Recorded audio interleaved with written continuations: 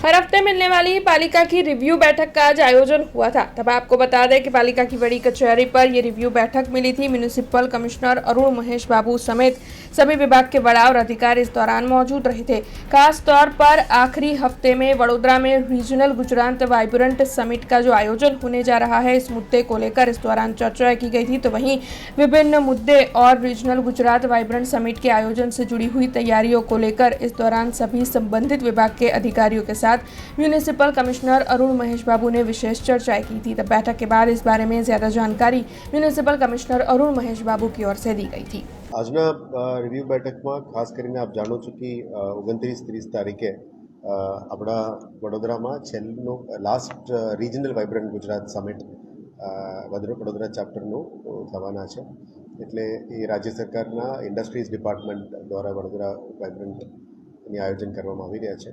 પણ વીએમસીની સિટી લિમિટમાં છે એટલે ઘણું બધું જવાબદારી વીએમસીને પણ આવી છે.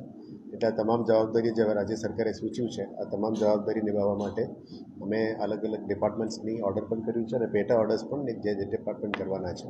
એની ભાગરૂપે અમે ખાસ કરીને સાફ સફાઈનું એન્ક્રોચમેન્ટ રિમૂવલ ઉપર ફોકસ કરવાના છે. સિટી બ્યુટિફિકેશન ઉપર પણ અત્યારે ફોકસ કરવાના છે. સિટી લાઇટિંગના ઉપર પણ ફોકસ કરવાના છે. કારણ કે આપ જાણો છો કે Vadodara airport, Vadodara railway station, bus stations અને અમદાવાદ સુરત તરફથી પણ મોટા ભાગમાં આખા ભારતમાંથી લોકો પણ આવવાના છે. જે રીતનું બાકી રિજનલ વાઇબ્રન્ટ સમિટ થયું છે આ રીતનું જે ગાંધીનગરના થનાર મેઇન વાઇબ્રન્ટની પહેલાં એટલે સેકન્ડ લાસ્ટ કહેવાય લાસ્ટ રિજનલ વાઇબ્રન્ટ વડોદરામાં થવાના છે. આ વાઇબ્રન્ટ ગુજરાત અંતર્ગત ઘણી બધી ઇન્વેસ્ટમેન્ટ્સ પણ વડોદરામાં આવવા માટે જે ચર્ચાઓ થનાર છે. રાજ્ય સરકારના અલગ અલગ ડિપાર્ટમેન્ટ્સ એના માટે પ્લાનિંગ કરી રહ્યા છે. અલગ અલગ સેમિનાર્સનું પ્લાનિંગ કરી રહ્યા છે. બીએમસીનું પણ આની અંદર એક સેમિનાર અર્બન ડેવલપમેન્ટ ડિપાર્ટમેન્ટ દ્વારા કરવામાં આવી રહ્યા છે. એમાં ખાસ કરીને high speed corridor area development ઉપર અમારું એક 2 કલાકનું સેમિનાર આયોજન કરવામાં આવ્યું છે. સાથે સાથ આમાં આપણે વડોદરા મહાનગરનું કોફી ટેબલ બુક પણ લોન્ચ થવાના છે. સાથે સાથ વડોદરા મહાનગરનું હેરિટેજ ઉપર જે કામગીરી થઈ રહ્યા છે અત્યારે હેરિટેજ સ્ટ્રક્ચર્સનું પણ એક જે કમ્પાઇલેશન છે એનું પણ કોફી ટેબલ બુક લોન્ચિંગ થઈ રહ્યા છે.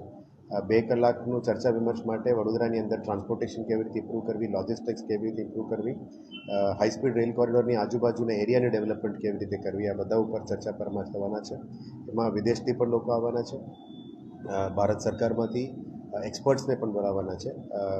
વડોદરા સિટીમાં પણ બીએમસી તરફથી અને અર્બન ડેવલપમેન્ટ અને ઇન્ટેક્સ બી દ્વારા પણ જે લોકોને અત્યારે આમંત્રણ આપવામાં આવી રહ્યા છે.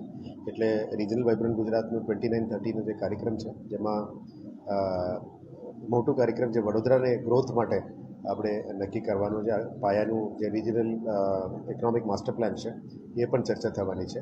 हमसे जुड़े रहने के लिए हमारे YouTube चैनल को सब्सक्राइब करें और नई वीडियो की नोटिफिकेशन के लिए बेल आइकॉन को दबाएं।